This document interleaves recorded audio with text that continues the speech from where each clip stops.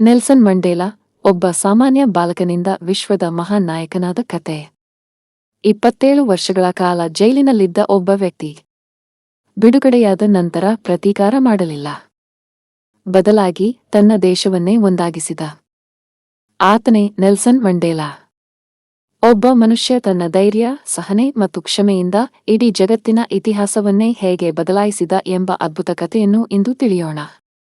Nelson Mandela ಒಬ್ಬ ಸಾಮಾನ್ಯ ಬಾಲಕನಿಂದ ವಿಶ್ವದ ಮಹಾನ್ ನಾಯಕನಾಗುವ ಪಯಣದ ಆರಂಭ. ಕುತೂಹಲ ಹುಟ್ಟಿಸುವ ಪರಿಚಯ. 1918 ದಕ್ಷಿಣ ಆಫ್ರಿಕಾದ ಒಂದು ಸಣ್ಣ ಹಳ್ಳಿ. 1918 ಜುಲೈ 18ರಂದು ದಕ್ಷಿಣ ಆಫ್ರಿಕಾದ ಪೂರ್ವ ಕೇಪ್ ಪ್ರಾಂತ್ಯದಲ್ಲಿರುವ ಮ್ವೆಜೊ ಎಂಬ ಪುಟ್ಟ ಹಳ್ಳಿಯಲ್ಲಿ ಒಬ್ಬ ಗಂಡು ಮಗು ಜನಿಸಿತು. ಆ ಮಗುವಿನ ಹೆಸರು ರೋಲಿಲಾಲಾ ಮಂಡೇಲಾ. ಸ್ಥಳೀಯ ಖೋಸಾ ಭಾಷೆಯಲ್ಲಿ ರೋಲಿಲಾಲಾ ಎಂದರೆ ಮರದ ಕೊಂಬೆಯನ್ನು ಎಳೆಯುವವನು ಅಥವಾ ರೂಪಕವಾಗಿ ತೊಂದರೆ ಮಾಡುವವನು ಎಂಬ ಅರ್ಥ. ಆ ಸಮಯದಲ್ಲಿ ಯಾರಿಗೂ ಗೊತ್ತಿರಲಿಲ್ಲ ಈ ಮಗು ಮುಂದೆ ವಿಶ್ವದ ಅತ್ಯಂತ ಗೌರವಾನ್ವಿತ ನಾಯಕರಲ್ಲಿ ಒಬ್ಬನಾಗುತ್ತಾನೆ ಎಂದು. ಕುಟುಂಬದ ಹಿನ್ನೆಲೆ. ಮಂಡೇಲಾ ಅವರ ತಂದೆ ಗಡ್ಲಾ ಹೆನ್ರಿ ಮ್ಫಕನಿಸ್ವಾ ಮಂಡೇಲಾ ಅವರು ತೆಂಬು ಸಮುದಾಯದ ಸ್ಥಳೀಯ ಮುಖ್ಯಸ್ಥರಾಗಿದ್ದರು. ತಾಯಿ ನೋಸೆಕೆನಿ ಫ್ಯಾನಿ ತುಂಬಾ ಸರಳ, ಧಾರ್ಮಿಕ ಮತ್ತು ಪ್ರೀತಿಯ ಸ್ವಭಾವದವರಾಗಿದ್ದರು. ಅವರ ಕುಟುಂಬವು ಶ್ರೀಮಂತವಾಗಿರಲಿಲ್ಲ, ಆದರೆ ಗೌರವ ಮತ್ತು ಸಂಪ್ರದಾಯಗಳಿಗೆ ಬಹಳ ಮಹತ್ವ ನೀಡುತ್ತಿತ್ತು.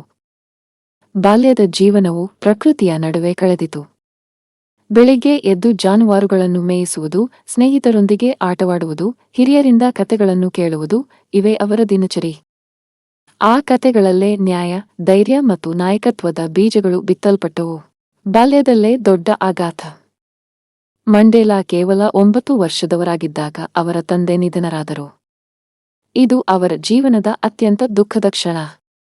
ಆದರೆ ಇದೇ ಘಟನೆ ಅವರ ಭವಿಷ್ಯವನ್ನು ಬದಲಿಸಿತು. ತೆಂಬು ಸಮುದಾಯದ ಆಡಳಿತಗಾರ ಜೋಂಗಿಂತಾಬಾ ದಲಿಂದ್ಯೆಬೊ ಅವರು ಮಂಡೇಲಾರನ್ನು ತಮ್ಮ ಮಗನಂತೆ ಸಾಕಲು ಮುಂದಾದರು.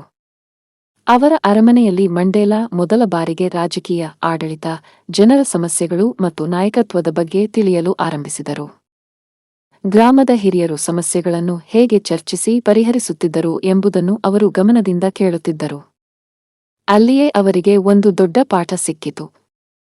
ಒಬ್ಬ ನಾಯಕ ಮೊದಲು ಮಾತನಾಡುವುದಿಲ್ಲ, ಮೊದಲು ಎಲ್ಲರ ಮಾತನ್ನು ಕೇಳುತ್ತಾನೆ.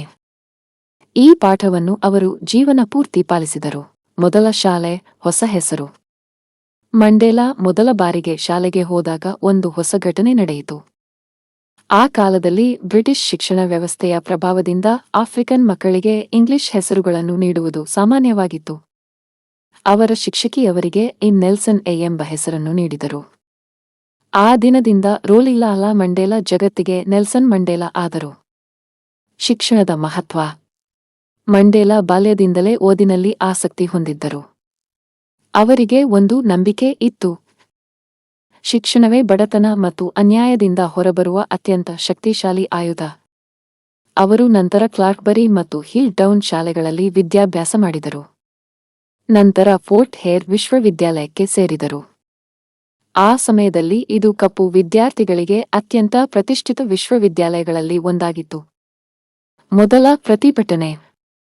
ವಿಶ್ವವಿದ್ಯಾಲಯದಲ್ಲಿ ವಿದ್ಯಾರ್ಥಿಗಳ ಹಕ್ಕುಗಳ ಬಗ್ಗೆ ಚುನಾವಣೆ ನಡೆಯುತ್ತಿತ್ತು. ಆಡಳಿತದ ಅನ್ಯಾಯದ ವಿರುದ್ಧ ವಿದ್ಯಾರ್ಥಿಗಳು ಪ್ರತಿಭಟನೆ ನಡೆಸಿದರು. ಮಂಡೇಲಾ ಸಹ ಪ್ರತಿಭಟನೆಯಲ್ಲಿ ಭಾಗವಹಿಸಿದರು. ವಿಶ್ವವಿದ್ಯಾಲಯವು ಕ್ಷಮೆ ಕೇಳುವಂತೆ ಸೂಚಿಸಿತು. ಆದರೆ ಅವರು ಅನ್ಯಾಯದ ಮುಂದೆ ತಲೆಬಾಗಲಿಲ್ಲ. ಫಲವಾಗಿ ಅವರನ್ನು ವಿಶ್ವವಿದ್ಯಾಲಯದಿಂದ ಅಮಾನತುಗೊಳಿಸಲಾಯಿತು. ಇದು ಅವರ ಸಾರ್ವಜನಿಕ ಹೋರಾಟದ ಮೊದಲ ಹೆಜ್ಜೆಯಾಗಿತ್ತು. ಮದುವೆಯಿಂದ ತಪ್ಪಿಸಿಕೊಂಡ ಯುವಕ. ಮಂಡೇಲಾ ಮನೆಗೆ ಹಿಂದಿರುಗಿದಾಗ ಅವರಿಗೆ ಕುಟುಂಬವು ಮದುವೆ ನಿಗದಿಪಡಿಸಿತ್ತು.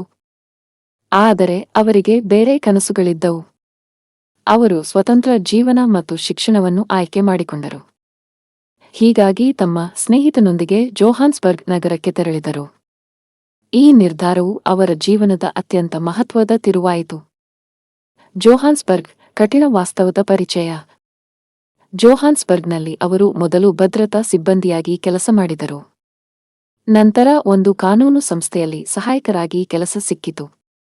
ಇಲ್ಲಿಯೇ ಅವರು ದಕ್ಷಿಣ ಆಫ್ರಿಕಾದ ಕಪ್ಪು ಜನರ ಮೇಲೆ ನಡೆಯುತ್ತಿದ್ದ ಅನ್ಯಾಯವನ್ನು ಪ್ರತಿದಿನ ಕಣ್ಣಾರೆ ನೋಡಿದರು. ಕೆಲವು ಸ್ಥಳಗಳಿಗೆ ಪ್ರವೇಶವಿಲ್ಲ. ಉತ್ತಮ ಉದ್ಯೋಗಗಳಿಗೆ ಅವಕಾಶವಿಲ್ಲ. ಮತದಾನದ ಹಕ್ಕಿಲ್ಲ. ಒಂದೇ ದೇಶದಲ್ಲಿ ಹುಟ್ಟಿದರೂ ಸಮಾನ ಹಕ್ಕುಗಳಿಲ್ಲ. ಈ ಅನುಭವಗಳು ಅವರ ಮನಸ್ಸನ್ನು ತೀವ್ರವಾಗಿ ಕಾಡಿದವು. ವರ್ಣಭೇದ, ಮಾನವತೆಯ ಮೇಲಿನ ಕತ್ತಲೆ ಅಧ್ಯಾಯ. ಆ ಸಮಯದಲ್ಲಿ ದಕ್ಷಿಣ ಆಫ್ರಿಕಾದಲ್ಲಿ ಅಪಾರ್ಥೈಡ್, ವರ್ಣಭೇದ ಎಂಬ ನೀತಿ ಜಾರಿಯಲ್ಲಿತ್ತು. ಈ ವ್ಯವಸ್ಥೆಯಡಿ ಕಪ್ಪು ಮತ್ತು ಬಿಳಿಯ ಜನರಿಗೆ ಪ್ರತ್ಯೇಕ ಶಾಲೆಗಳು, ಪ್ರತ್ಯೇಕ ಆಸ್ಪತ್ರೆಗಳು, ಪ್ರತ್ಯೇಕ ಬಸ್ಗಳು, ಪ್ರತ್ಯೇಕ ವಸತಿ ಪ್ರದೇಶಗಳು, ಕಪ್ಪು ಜನರ ಸಂಚಾರದ ಮೇಲೆ ನಿರ್ಬಂಧ, ಮತದಾನದ ಹಕ್ಕುಗಳಿಂದ ವಂಚನೆ, ಉತ್ತಮ ಉದ್ಯೋಗಗಳಲ್ಲಿ ಅವಕಾಶಗಳ ಕೊರತೆ. ಇದು ಕೇವಲ ಕಾನೂನುಗಳ ಸಮಸ್ಯೆಯಲ್ಲ, ಜನರ ದೈನಂದಿನ ಬದುಕಿನ ಮೇಲೆಯೇ ಪರಿಣಾಮ ಬೀರಿದ ವ್ಯವಸ್ಥೆಯಾಗಿತ್ತು. ಮಂಡೇಲಾ ಇದನ್ನು ಬದಲಿಸಬೇಕೆಂದು ನಿರ್ಧರಿಸಿದರು. ಹೋರಾಟದ ಆರಂಭ. ಅನ್ಯಾಯದ ವಿರುದ್ಧ ಎದ್ದ ಯುವ ನಾಯಕ. ಒಬ್ಬ ಯುವ ವಕೀಲ ತನ್ನ ಮುಂದೆ ನಡೆಯುತ್ತಿರುವ ಅನ್ಯಾಯವನ್ನು ಪ್ರತಿದಿನ ನೋಡುತ್ತಿದ್ದ. ಕಾನೂನಿನ ಪುಸ್ತಕದಲ್ಲಿ ಎಲ್ಲರೂ ಸಮಾನ ಎಂದು ಬರೆಯಲಾಗಿತ್ತು. ಆದರೆ ವಾಸ್ತವದಲ್ಲಿ ಕಪ್ಪು ಜನರಿಗೆ ಸಮಾನ ಹಕ್ಕುಗಳೇ ಇರಲಿಲ್ಲ. ಈ ಅನ್ಯಾಯವನ್ನು ಬದಲಾಯಿಸಲು ಆತ ತನ್ನ ಬದುಕನ್ನೇ ಪಣಕ್ಕಿಟ್ಟ. ಆ ಯುವಕನೇ ನೆಲ್ಸನ್ ಮಂಡೇಲಾ. ಈ ಅಧ್ಯಾಯದಲ್ಲಿ ಅವರು ಹೇಗೆ ಸಾಮಾನ್ಯ ವ್ಯಕ್ತಿಯಿಂದ ಜನನಾಯಕನಾದರು ಎಂಬುದನ್ನು ತಿಳಿದುಕೊಳ್ಳೋಣ. 1941 ಜೋಹಾನ್ಸ್ಬರ್ಗ್ನ ಹೊಸ ಜೀವನ. ಜೋಹಾನ್ಸ್ಬರ್ಗ್ಗೆ ಬಂದ ನಂತರ ಮಂಡೇಲಾ ಹಲವಾರು ಕಷ್ಟಗಳನ್ನು ಎದುರಿಸಿದರು. ಆರಂಭದಲ್ಲಿ ಅವರು ಗಣಿಗಾರಿಕೆ ಕಂಪನಿಯಲ್ಲಿ ಭದ್ರತಾ ಸಿಬ್ಬಂದಿಯಾಗಿ ಕೆಲಸ ಮಾಡಿದರು. ನಂತರ ಕಾನೂನು ಸಂಸ್ಥೆಯಲ್ಲಿ ಸಹಾಯಕರಾಗಿ ಸೇರಿದರು. ಅಲ್ಲಿಯೇ ಅವರು ಹಲವಾರು ವಿದ್ಯಾವಂತ ಕಪ್ಪು ಯುವಕರನ್ನು ಭೇಟಿಯಾದರು. ಅವರಲ್ಲಿ ಪ್ರಮುಖರು ವಾಲ್ಡರ್ ಸಿಸ್ಸಲು, ಓಲಿವರ್ ಟಂಬೋ. ಈ ಸ್ನೇಹಿತರು ಮಂಡೇಲಾ ಅವರ ಬದುಕಿನ ದಿಕ್ಕನ್ನೇ ಬದಲಾಯಿಸಿದರು.